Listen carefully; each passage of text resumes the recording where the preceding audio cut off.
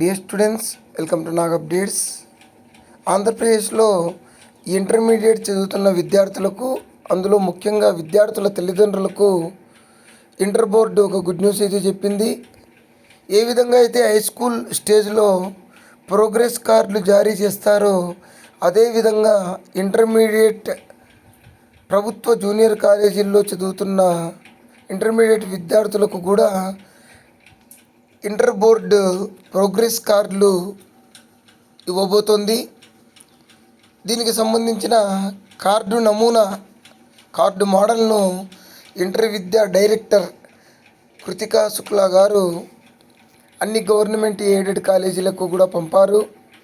ఇందులో 2024-25 సంవత్సరానికి గాను 4 యూనిట్ టెస్టులు, quarterly, half yearly, pre public పరీక్షతో పాటు కాలేజీ ఎన్ని రోజులు పనిచేసింది, విద్యార్థి ఏ నెలలో ఎన్ని రోజులు హాజరయ్యాయి అనే అంశాలన్నీ కూడా ఉన్నాయి.